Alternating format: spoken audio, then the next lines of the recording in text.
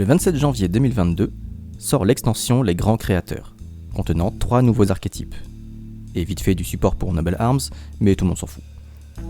Ces nouveaux archétypes ne sont nul autre que Exosister, deck sympathique mais qui n'a jamais réussi à sortir son épingle du jeu sur le plan compétitif, Adventurer Brave, qui a traumatisé suffisamment de monde pour que Prankid se fasse fumer quelques jours avant le CDF 2022, et enfin Punk, l'archétype qui va nous intéresser aujourd'hui. Vous êtes dans l'émission qui retourne aux sources des cartes, bienvenue dans Yu-Gi Origins.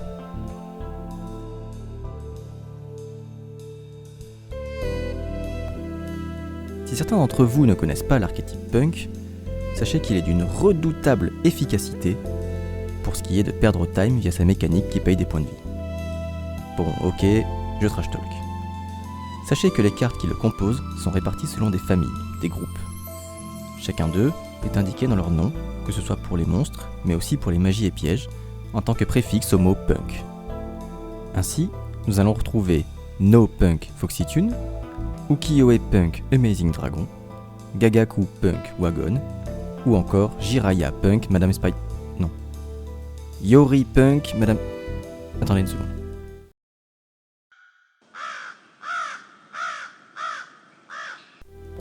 Ah, voilà. Joruri Punk Madame Spider. Mais alors, ça veut dire quoi, tous ces mots barbares ? Eh bien, c'est ce qui va nous intéresser, justement.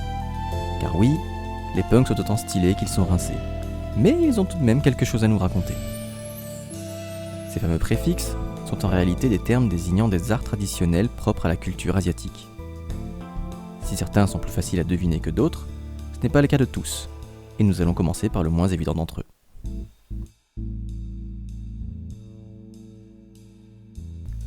Datant du XVIe siècle, le joruri est un art théâtral traditionnel japonais dont les représentations existent encore de nos jours. Au départ, il s'agissait d'un type de récitation modulée où le narrateur, le joruri katari, clamait son récit sur fond de shamisen et de taiko. En gros, c'est le slam de l'époque. L'intégration par la suite de marionnettes venant illustrer le tout le transforme en véritable spectacle épique.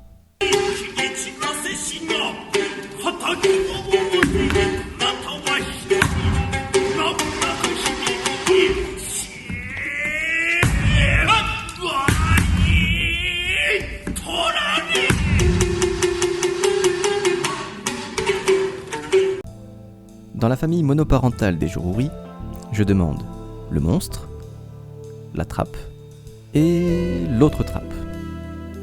Les deux dernières, Gabu et Nashiwari, sont simplement des références à des poupées utilisées lors des spectacles. Quant à Madame Spider, elle, fait directement écho à une pièce nommée Kumono Ito, le fil de l'araignée, écrite en 1918 par Ryonosuke Akutagawa. Bien évidemment, son rapport au thème est visible par le marionnettiste qui se cache derrière la poupée. Au passage, joruri était le nom de cet art avant l'incorporation des marionnettes. En toute logique, les cartes devraient porter le nom de Ningyo Joruri. Et si je veux faire mon connard tatillon, aujourd'hui, on appelle ça du bunraku.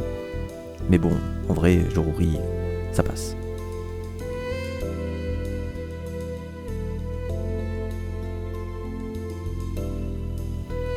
Ukiyo-e Punk Amazing Dragon est une véritable œuvre d'art dans son design graphique, regardez-moi ça s'il est pas beau. Et ce n'est pas étonnant que ce design soit si travaillé, quand on sait que le terme ukiyo-e désigne un style pictural japonais apparu en 1681 et dont la signification est « image du monde flottant ». Ces œuvres, que l'on appelle couramment estampes, ont parmi leurs représentants les plus célèbres en Occident, nul autre que Hokusai et Hiroshige, qui inspireront par leur travail des peintres comme Monet ou Van Gogh. Rien que ça.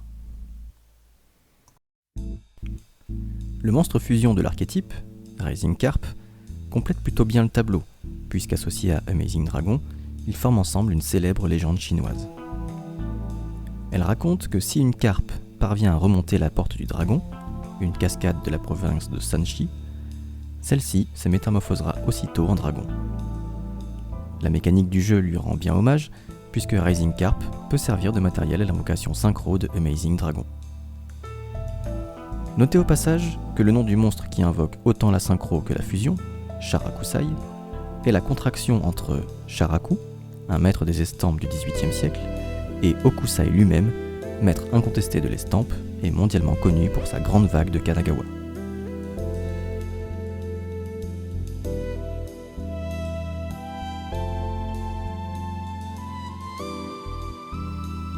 Pour ce qui est de No Punk Foxy Tune, le lien avec le théâtre No est déjà plus évident.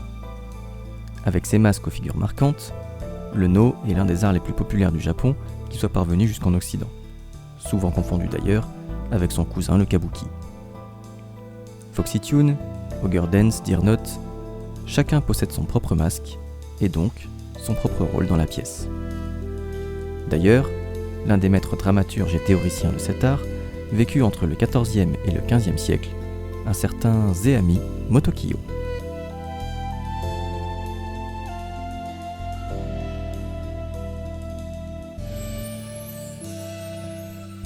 En ce qui concerne Gagaku Punk Wagon, qui est un peu moins célèbre que ses congénères, il fait référence à la musique traditionnelle historiquement jouée à la cour impériale. Sur les cartes magie affiliées à son thème musical, on peut voir Wagon manipuler tour à tour un koto, un instrument à 13 cordes, ainsi qu'un tsuri daiko, un instrument de la famille des percussions.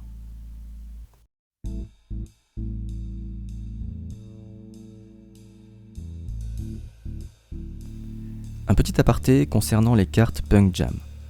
Les musiciens l'auront compris de suite, il s'agit là d'une référence aux jam sessions.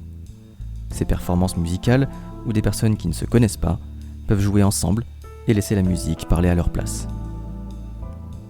Ainsi, les punks sont des artistes aux talents multiples. Musique, théâtre, peinture, spectacle vivant, autant d'arts qui ont su marquer l'histoire de leur empreinte, par leur sens parfois contestataire, rebelle ou anticonformiste, bref, des punks. C'est la fin de cette vidéo, j'espère qu'elle vous a plu. Si c'est le cas, n'hésitez pas à laisser un petit commentaire ou à vous abonner. On se retrouve bientôt.